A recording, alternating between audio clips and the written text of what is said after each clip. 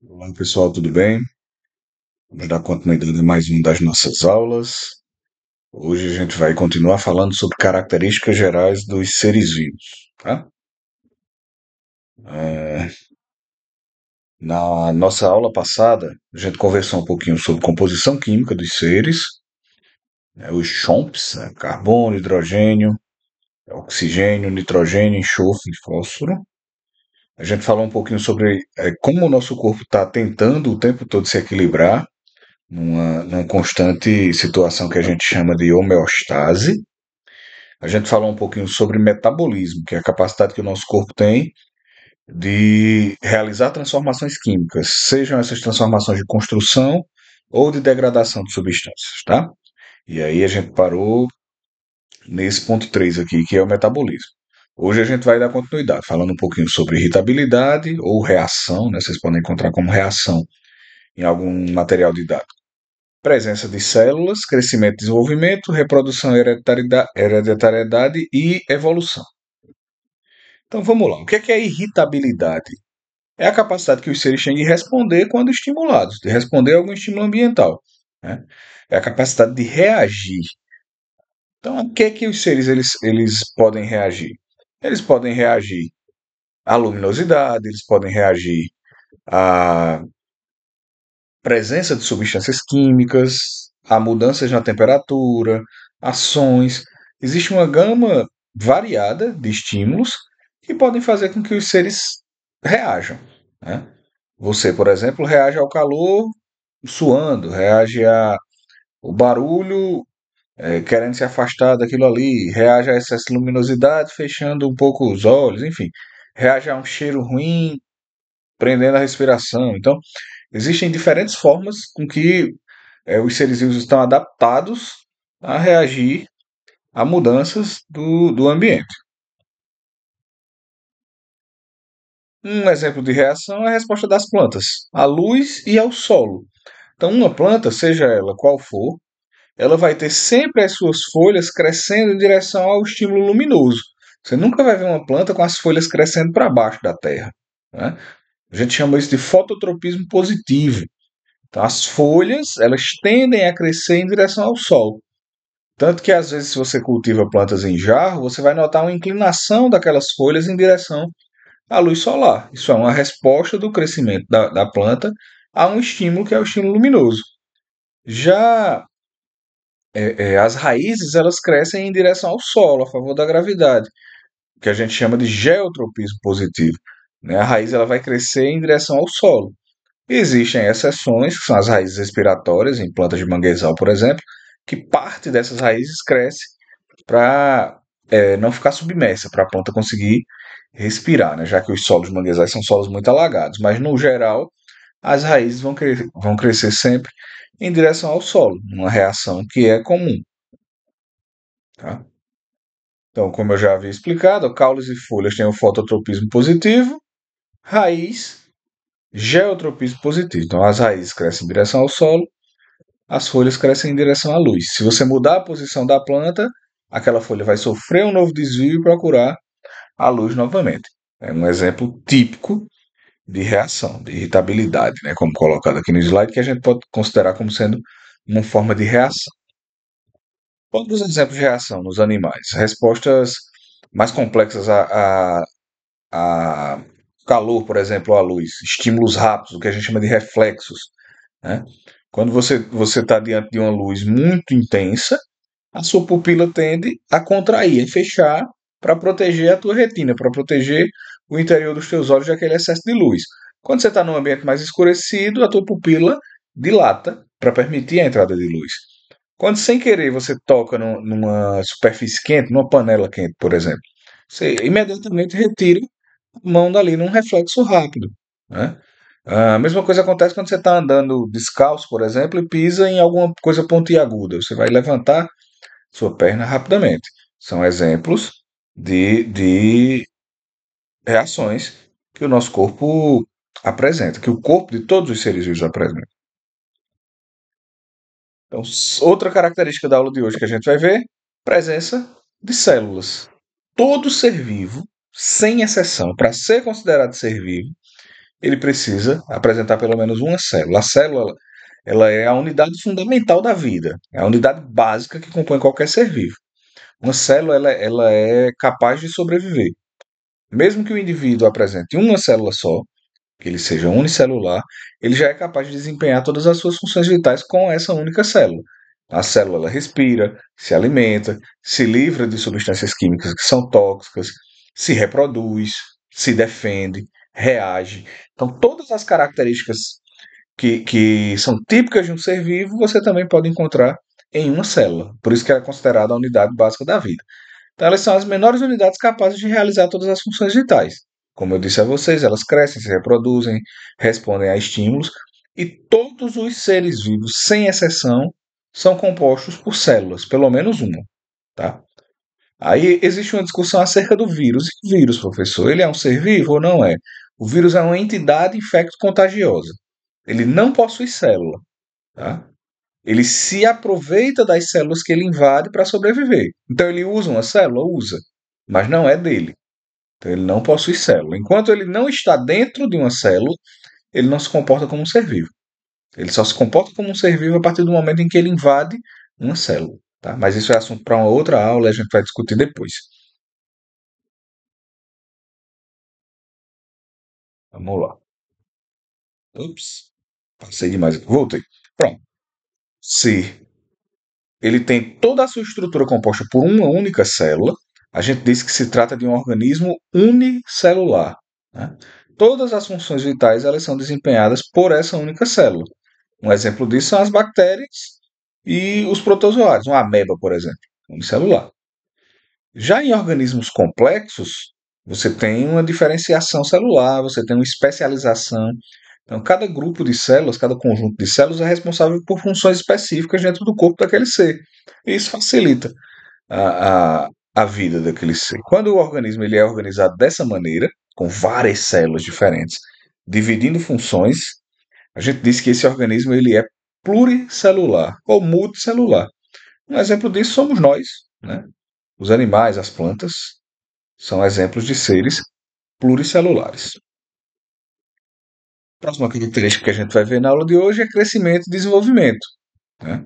Eles envolvem tanto o aumento no tamanho das células, no número de células, no tamanho das células, quanto a maturação do organismo ao longo do tempo. Né?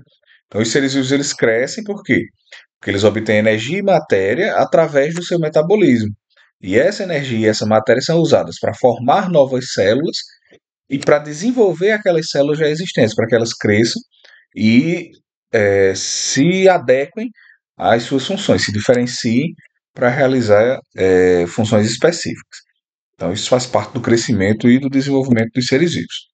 Então, esse crescimento ele pode ser por meio do aumento no tamanho ou no número das células, que acontece em virtude da divisão celular, que é um processo chamado de mitose, que vocês vão ver mais adiante, que é quando uma célula ela é capaz de se dividir, se partir em duas, dando origem a duas cópias idênticas de si, e esse processo ele é contínuo, então ele faz com que nós cresçamos desde a infância e também com que nós recuperemos estruturas lesionadas e estruturas que foram gastas ao longo do dia. Né? Durante o dia você faz uma caminhada, então você vai utilizar células das suas articulações, você vai utilizar células musculares, você vai utilizar é, células do seu corpo que vão se esgotando, vão chegando ao seu limite.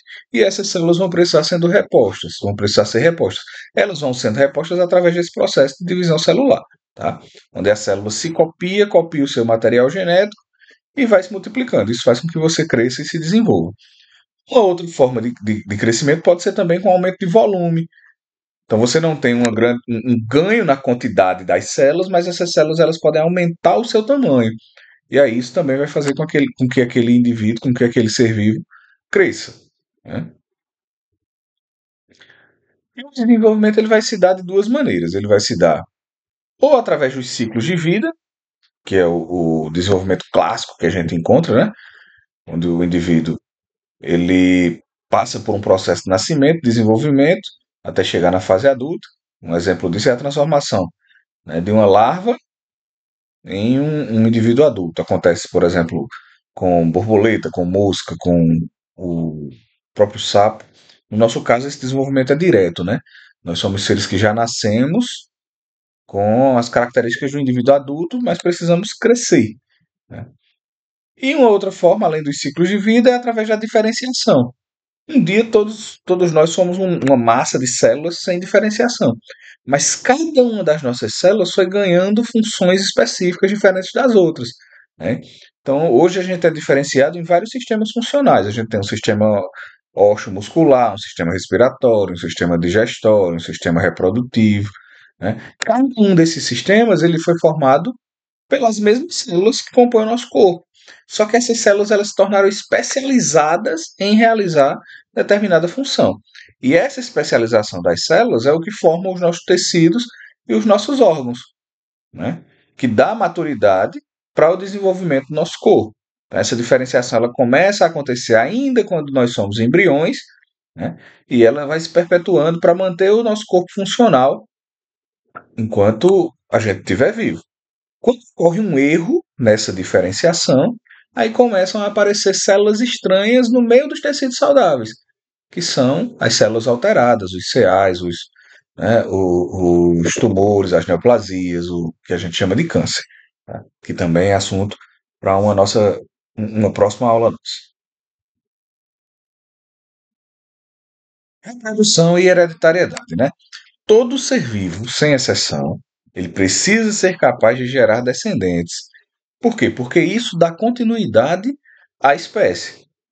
Se um grupo de seres ele não é capaz de gerar descendentes, com o passar do tempo, aquele grupo de seres vai ser extinto localmente, né? Se aquele grupo de seres não se reproduz, com o tempo ele vai deixar de existir naquele local. Então, a reprodução é uma necessidade para a manutenção das espécies. Sem reprodução, não existe perpetuação daquele grupo de seres vivos. Tá? Então, o que é que seria essa reprodução? A capacidade de gerar descendentes, de transmitir aos descendentes as nossas características genéticas. E isso é fundamental para que a espécie continue, não só a nossa. Todos os seres vivos se reproduzem. A reprodução ela pode ocorrer de duas maneiras. Tá? Uma reprodução que a gente chama de assexuada. Geralmente, na biologia, quando você encontra essa letrinha aqui, esse A, antes de um termo, ele é uma negação. Ele está dizendo que aquilo ali não ocorre. Então, assexuada, não sexuada. Acelular, que não tem célula, né? Então, esse A geralmente é uma negação. A reprodução assexuada é a reprodução em que um organismo gera descendentes idênticos sem a necessidade de misturar material genético, sem a necessidade de usar gametas, sem a necessidade de permutar o seu DNA. Então isso acontece com bactérias, por exemplo. As bactérias elas são capazes de se dividir, gerando cópias de si. Tem um lado bom, tem um lado ruim. Qual é o lado bom desse processo reprodutivo? É que ele é extremamente prático, né? Então, as bactérias elas conseguem se reproduzir com uma velocidade gigantesca. E isso é bom quando o ambiente é estável. Qual é o lado ruim disso? É que todo mundo que é gerado a partir desse processo de reprodução é clone. Todos são geneticamente iguais. Você não tem variabilidade genética quando acontece reprodução assexuada, porque aquele único indivíduo se divide, se multiplica várias vezes, gerando cópias de si. A gente vê isso aqui com as bactérias, mas se a gente trouxer para o macro, né, para o nosso dia a dia, muda de planta, uma muda de roseira. Você passa lá numa roseira, corta aquele galhinho da roseira e planta. Aquela roseira ela não precisou interagir com uma outra roseira para gerar um descendente. Aquela roseira que você plantou vai ser uma cópia geneticamente idêntica da roseira onde você pegou o galho. Tá? Então, se uma doença, por exemplo, um fungo, ele afeta a roseira que você pegou lá, o galinho, a roseira mãe, consequentemente, aquele mesmo fungo pode afetar a roseira que você plantou na sua casa, porque elas são geneticamente iguais, não existe variabilidade. E isso é um problema solucionado com a reprodução sexuada. Na reprodução sexuada, você vai precisar combinar o material genético de pelo menos dois seres. Então, você vai misturar o material genético de dois seres para gerar um terceiro ser que nem é o primeiro, nem é o segundo geneticamente. É o resultado dessa mistura. Então, apesar de ser um processo complexo, onde você vai precisar de pelo menos dois indivíduos envolvidos, né, é um processo que gera, dois gametas, na verdade, envolvidos, é um processo que gera variabilidade genética.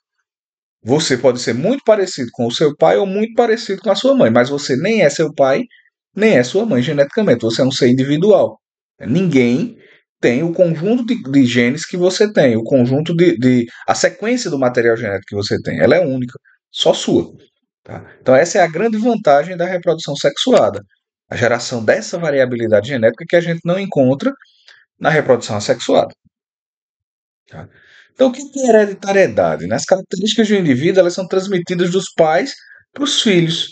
E esse processo de transferência, esse processo de transmissão, é o que a gente chama de hereditariedade. Quais são essas características? São inúmeras, características comportamentais, características sociais, características físicas, né? A cor do cabelo, a cor dos olhos, o formato do cabelo, a estrutura do nariz, do lábio, enfim, a altura, timbre de voz. Todas essas características são repassadas aos filhos pelos pais através de material genético. E esse conjunto de transmissão de características a gente chama de hereditariedade. Como é que essas características elas são transmitidas? Elas são transmitidas através do nosso DNA. DNA é ácido desoxirribonucleico. É uma molécula que fica no núcleo das nossas células e que armazena informações genéticas.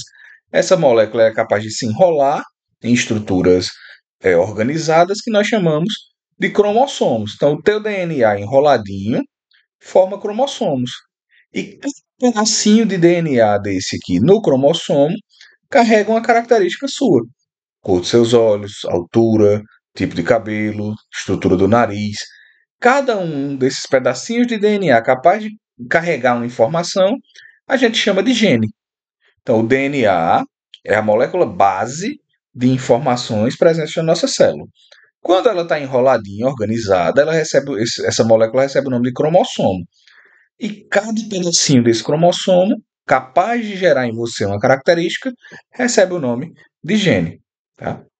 As características elas podem ser determinadas por um único gene ou por um conjunto de genes variados, combinados. Depende da característica que a gente está falando. Tá?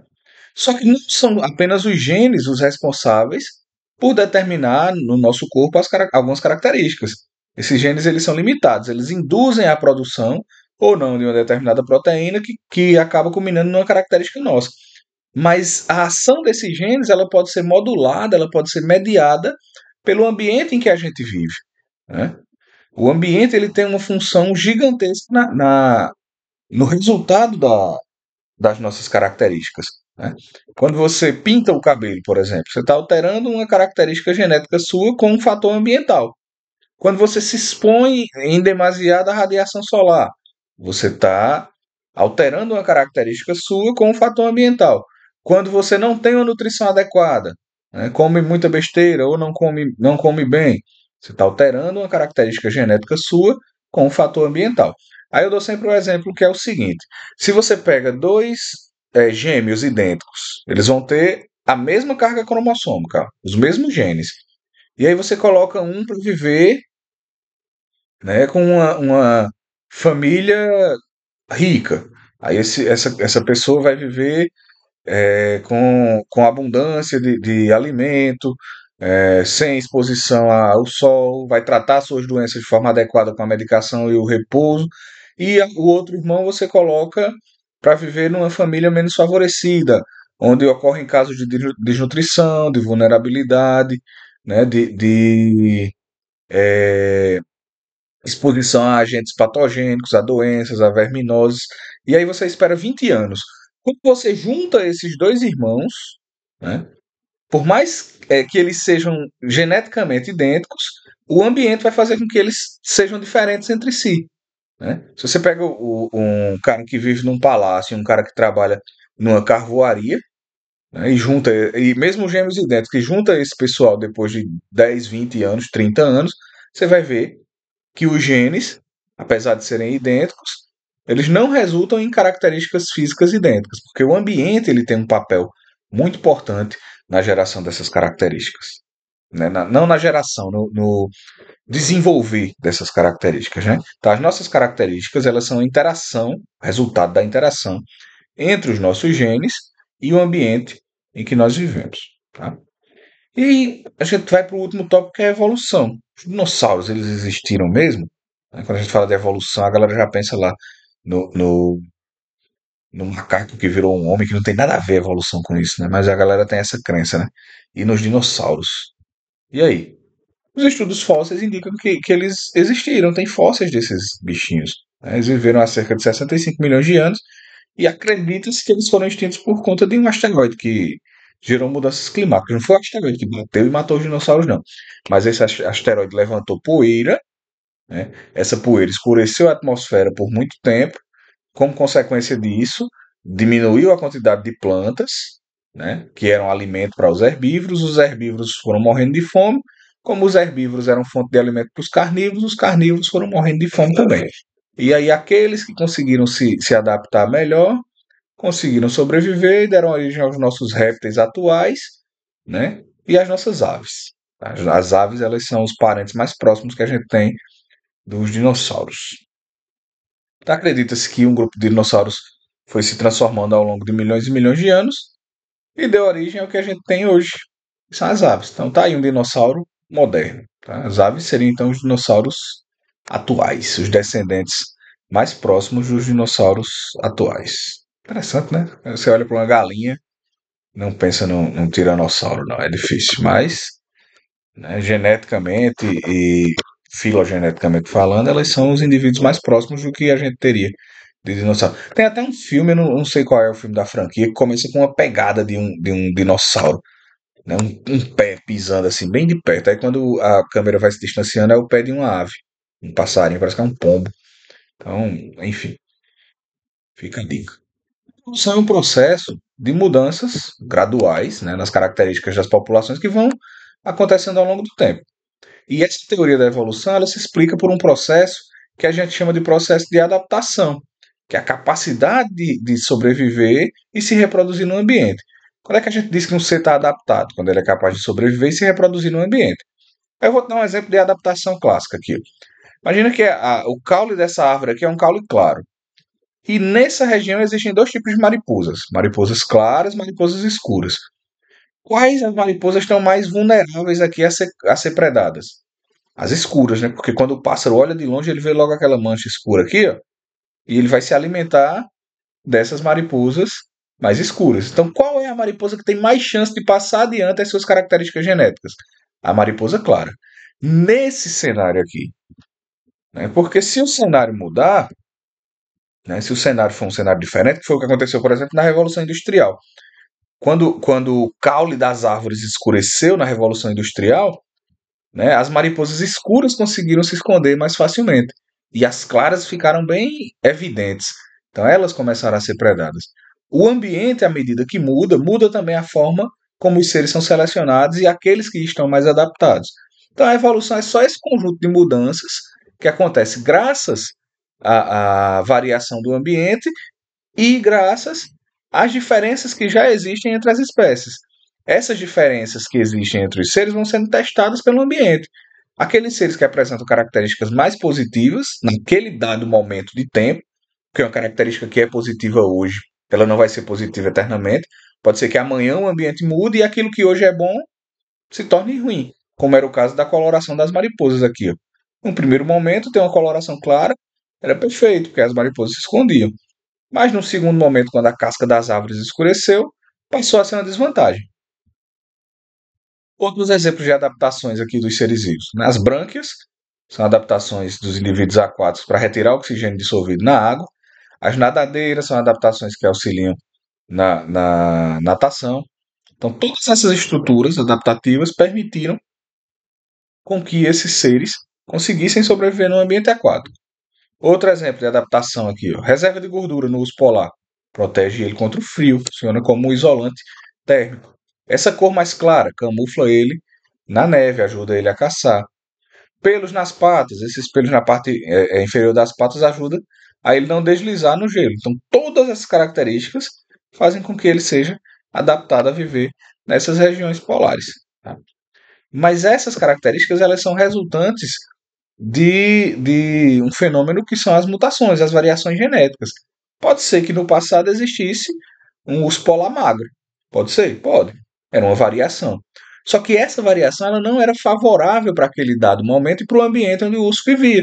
Tá? Aqueles indivíduos que nasciam magros, eles tinham menos chance de passar adiante seus genes, de se reproduzir, porque eles tinham menos chance de sobreviver. Os filhos deles tinham menos chance de sobreviver. Então, qual foi o grupo que conseguiu passar adiante os seus genes? Eles, os polares, que eram mais gordinhos, que tinham uma camada de gordura maior. Esse processo de escolha, de triagem daquilo que é bom para aquele momento, daquilo que é legal para o ambiente, daquela característica que é mais facilmente adaptável àquele ambiente, é o que a gente chama de seleção natural. Então, o ambiente, à medida que vai mudando, vai selecionando quais são as variações mais favoráveis para aquele momento da história. E a esse conjunto, né, de adaptações sendo selecionadas ao longo do tempo, a gente chama de evolução. A evolução é simplesmente isso: conjunto de mudanças, né, que vão se acumulando ao longo do tempo.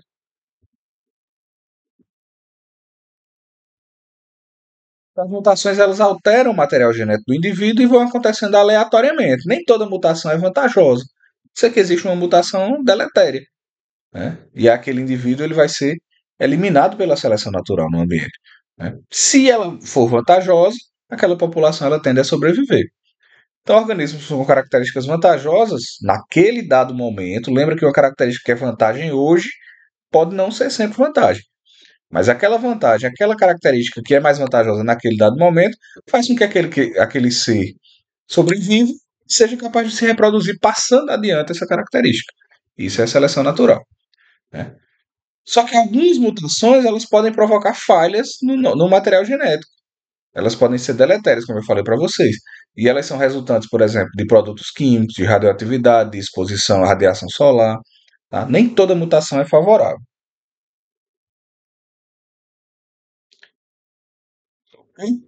Aí, para a gente terminar a aula aqui, só um quadrinho, né?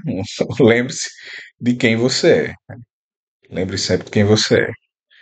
A galinha às vezes esquece, mas ela é o primo, um parente mais próximo do tiranossauro. Essa foi a aula de hoje, pessoal. Espero que vocês tenham gostado. Próxima aula eu vou mandar para vocês um material escrito, né? Vou mandar esses slides em PDF para que vocês consultem e estudem, né? Se vocês não quiserem voltar nas videoaulas.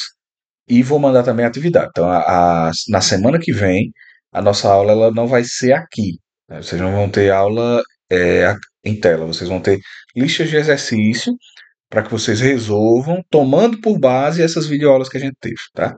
Então, essa aula ela vai ser escrita. Até mais, valeu!